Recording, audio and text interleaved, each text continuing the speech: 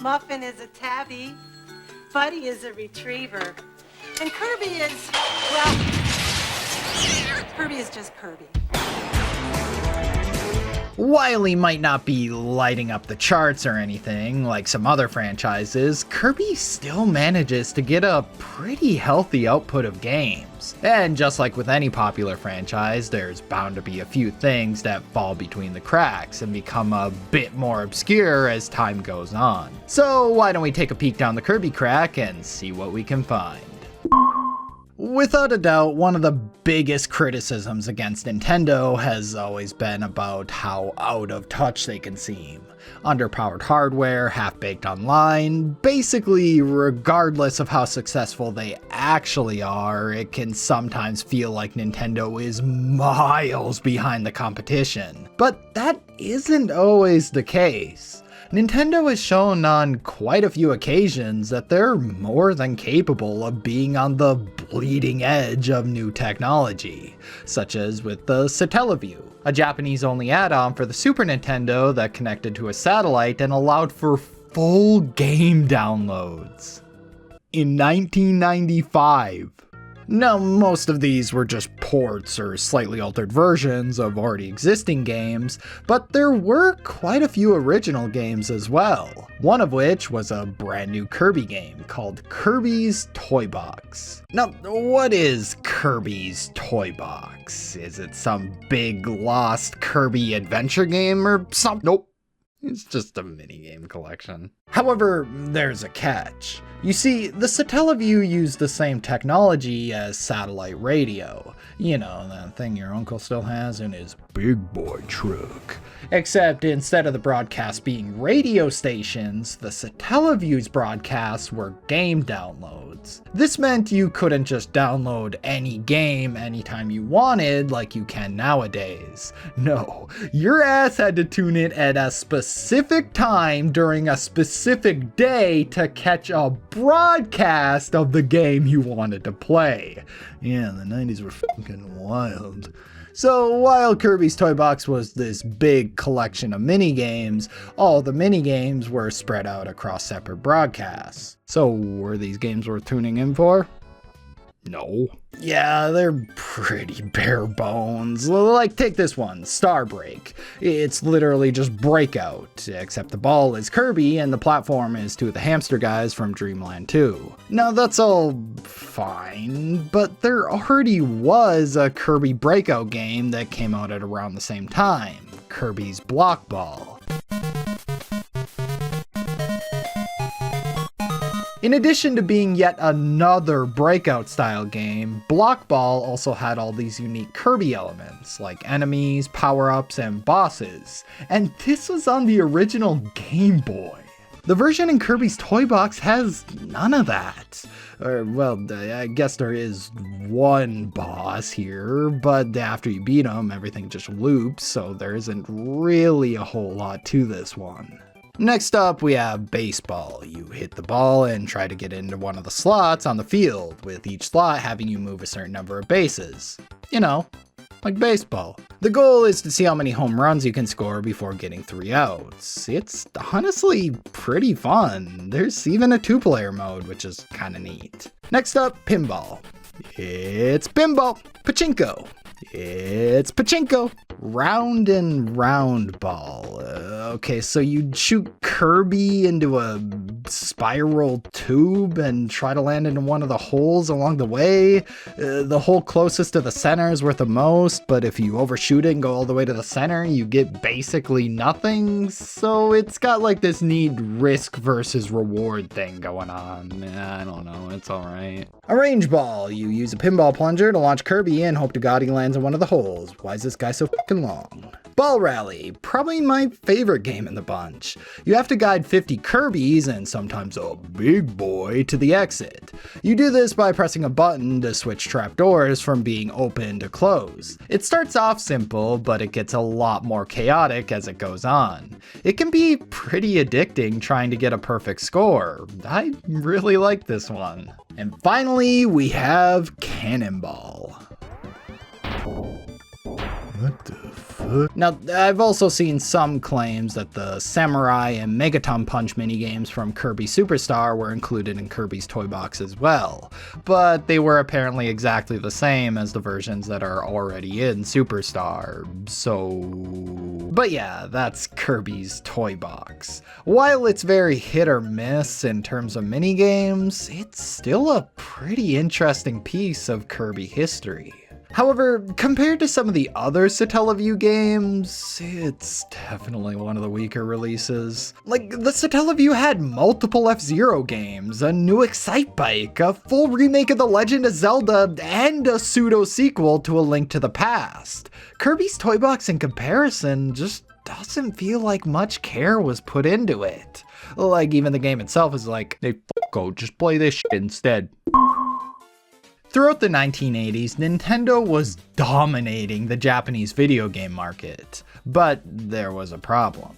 That shit was expensive! Consumers and retailers alike would constantly complain about the absolutely insane prices of games at the time. This eventually forced Nintendo to start looking into ways to lower costs. Their solution? The Famicom Disk System. A Japanese-only add-on, hey, I'm noticing a theme here, which allowed games to be played from rewritable discs instead of cartridges. These discs could have new games saved to them using certain kiosks found throughout Japan. This proved to be a fairly popular service, so in 1996, they followed it up with the Nintendo Power. No relation. This was a Japanese-only Super Nintendo cartridge that worked similarly to the Disk System's rewritable discs, with you being able to save new games to the cartridge through these special Nintendo Power kiosks. There were only a handful of games ever released for the Nintendo Power, but among them was a brand new Kirby game which was released first exclusively for the service called Kirby no Kira Kira Kizu. This was a remake of Kirby Star Stacker, another one of those falling block puzzle games that were everywhere throughout the 90s and early 2000s. So how does this one differentiate itself from the pack? I don't know, it's got Kirby. Basically, you need to sandwich one or more star blocks between two of the same friend blocks. Super simple concept, but just like with most of these types of games, it can get super addicting. I especially like how if you manage to get a chain going, some bonus stars fall, and if they fall between two friend blocks, it'll keep your chain going for even longer, and it's just so satisfying.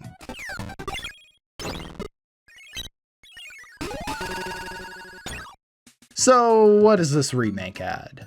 Well, besides a bit of that Super Nintendo flair, you get a story mode.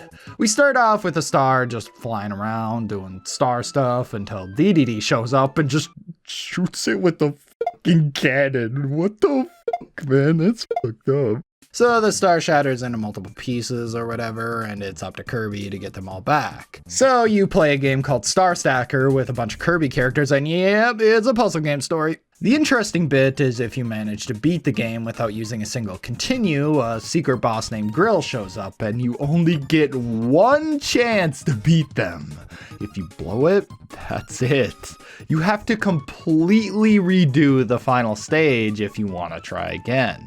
Grill's pretty cool though. However, besides a few small cameos, this is actually the only game they've appeared in, which kind of sucks. Grill honestly has a pretty cool design that fits perfectly in the Kirby universe. I'd love to see them return someday.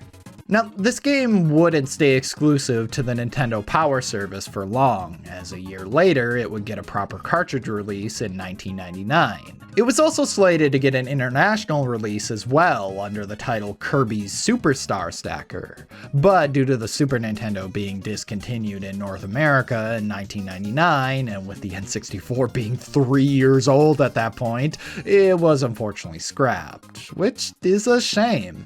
This is a pretty solid puzzle game, but who knows, there's always the possibility that Nintendo will just randomly release this someday, kinda like how they did with Earthbound Beginnings or Star Fox 2. Kirby, Kirby, Kirby, that's the name you should know. Kirby, Kirby, Kirby, he's the star of the show. He's more than you think, he's got maximum pink. Kirby, Kirby, Kirby's the one. Yeah, I'm gonna bet most of you already know about the Kirby anime. I mean, it's not that obscure yet.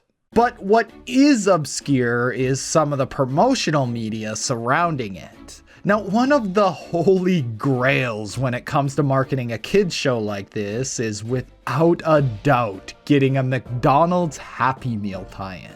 I mean, think about it. You throw McDonald's a few bones and they get your show seen by any kid staring obesity in the face, which unfortunately is a lot. But I guess Kirby wasn't a big enough star to land the whole McDonald's deal. So he had to settle for Wendy's. This mission is not for adults, because Wendy's kids meals are just for kids. Sorry, no hitchhikers. Yeah, Wendy's kids meal toys for the Kirby anime. They're actually pretty decent too. There were 5 toys in total, but the one we're interested in is the Kirby Board Game. This is without a doubt the best Kirby board game ever released. Fun fact, it's also the only Kirby board game. In the box, you get the game board, cards, game pieces, and instructions. The game board fits together like a big puzzle and is also double-sided. Once you have the game board put together, you pick which side you want to play on, cut out the pieces, cards, and you're ready to play. The goal is to be the first one to reach the end. You do this by drawing a card and moving that number of spaces. One space Kirby is a fucking mood. There's also a DDD card, which makes you lose a turn. So yeah, it's a pretty simple game. Also, there's only like 16 cards included, so if you're playing with 4 people, you're gonna have to reshuffle the deck quite a bit. So what else do we have in terms of promotional stuff for the anime? Well, I mean, it is a kid's show from the early 2000s, so you bet your ass there's some Flash games. 4Kids Entertainment handled the localization for the show, and on their website, they had quite a few Kirby Flash games, a few of which have unfortunately become lost media. The first of these lost games were a pair of puzzle games called Kirby Shuffle Puzzle. It sounds like they were just basic jigsaw puzzles featuring images from the show, which, hey, as long as they weren't those stupid fucking slide puzzles, I'm good. I hate those fucking things. But yeah, nothing too interesting. What is interesting, however, is the other Lost Flash game, Kirby Star Ride. And that's because, well, we literally know nothing about it. The only evidence we have of its existence is from an archive of 4Kids' website from 2008. I'm guessing it was some game featuring Kirby on a warp star? I don't know, your guess is as good as mine. So what games can we still play? Well, we still got Waddle Doom, baby! Oh, hell yeah. You just click on Waddle Dees. The lighter ones are worth 1 point, and the darker ones are worth 5. There was also apparently a leaderboard for this game too, which is kinda neat. The final Kirby Flash game from 4Kids was Kirby Canvas Curse Painter, later renamed Kirby Canvas Craze. It's Microsoft Paint, but you get some Kirby backgrounds and stickers. I drew Kirby, but he's actually Donkey Kong. Hey. Now, there were also a bunch of other Flash games as well, unrelated to the anime. These were created to promote various games, and most of them are just simple jigsaw puzzles or photo editors. But there were a few interesting ones, like the Kirby Nightmare in Dreamland minigame. This was a Flash game given out as a reward to members of Nintendo VIP 24/7, which was basically a European-only precursor to Club Nintendo. In it, you play through 3 stages where you try and collect 10 maximum tomatoes while dodging enemies. If you managed to beat all 3 stages, you got a reward that was exclusive to Nintendo VIP 24/7 members. A PDF. Also, I found this Kirby web browser that was apparently a Nintendo VIP 24/7 reward as well. So go fuck yourself, Google. I'm a Kirby browser guy now. But I've saved the best for last. There was a Game Boy Advance Kirby game made to promote the anime. Now, it was exclusive to the GBA e-reader. Basically, the e-reader was this card reader for the Game Boy Advance. You could scan cards that contained games and other things. And there was one of these cards that was made to promote the Kirby anime. And on it is an exclusive Kirby game called Kirby Slide. So let's scan the card. Scan the card. There we go. And let's see what this game is all about.